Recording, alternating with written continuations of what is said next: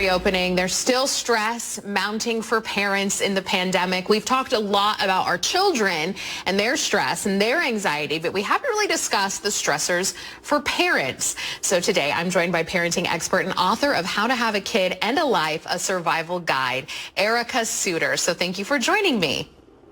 So happy to be here. Yes. Okay, so let's begin.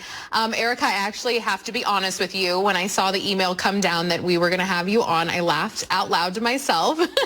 Not because the email was funny in nature or to be disrespectful, but I thought, how can I do an interview where I'm talking about myself for most of it, right?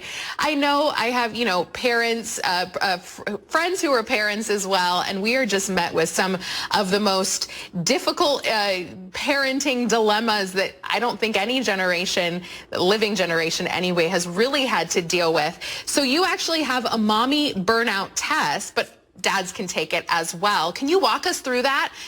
Yeah, parenting is hard in normal times. Now it is so stressful and so overwhelming. So I wanted to address this issue in the book. We're living through an unprecedented time. So I want parents to take what I call the mommy burnout litmus test. But yes, any parent can take it. Actually, any person can take it to find out what they need to change to be more happy and calm. The first question you should ask yourself, am I nurturing my marriage or my partnership? Is my career headed in a good direction? Do I have supportive friends to turn to? And supportive is the key word, right? And do I nurture any of the passions I had before kids? And the last thing I want you to ask yourself is, have I created an outlet or a social life that has nothing to do with my children? And if you answered no to any of those questions, it's time to reprioritize. And by that, I mean prioritize yourself. Okay. And so what does that look like in a pandemic? I think a lot of people, especially moms, dads, especially when they're working from home, there's no boundary between work life and home life. There's no boundary between school life and home life for a lot of families. So what does that look like? Do you have suggestions?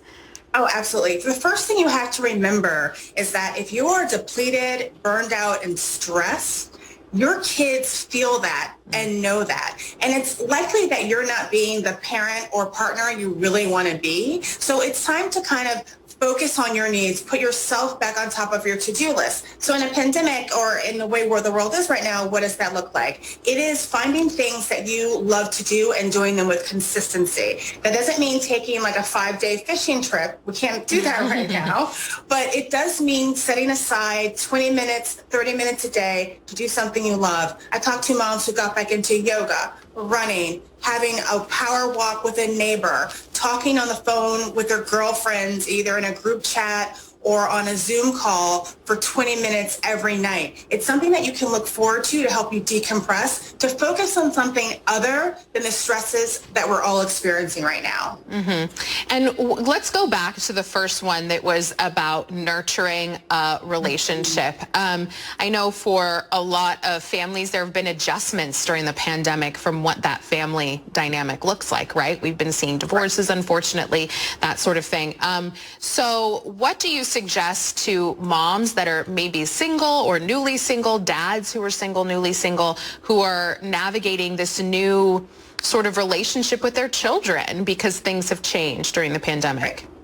Well, I have a whole chapter on single parenthood, so I'm so glad that you asked this, because when I talk to a lot of single parents, they feel that they don't have time to date or they don't really deserve to date because their main focus should be their child. But if you're craving a relationship, you deserve a relationship and you should have one. So one of the things that you can do is put yourself out there. It is okay to go out there and date and find someone or make connections with other people, but you do have to put yourself out there. There's always this hesitancy of making that first move, but I can guarantee you, if you're craving the intimacy in the relationship, a lot of other people are too. So you have to give yourself permission to take time away from work and kids and homeschooling or whatever it is you have going on to nurture a new relationship or create ways where you can have a relationship. And one last question too, because we absolutely have to address it, that while our schools here, our districts are back to in-person learning, but a lot of parents have opted out of that for, they have their reasonings. But so that means that kids are still at home. They're still learning at home right now, and parents are still having to juggle that dynamic. So what do you suggest for parents who are now homeschool teachers? You really have to rely on all the resources you have. So if you have neighbors, family members, friends who are willing to kind of step in to help you, this is the time to ask, and don't be shy about asking, because you've created this village for yourself, which I hope you've created a village for yourself. That's incredibly important. You have to lean on them to get through something like this. If you're keeping your kids home for safety reasons, you feel that you just feel more comfortable than being at home, stick to that choice, but then also create the surroundings that make it easier for all of you. Thank you so much for your time. So Ericka Souter, she's joining us this morning, and she is the author of How to Have a Kid and a Life, a Survival Guide. So thank you for joining us so much for this mommy burnout litmus test, which I aced with flying colors.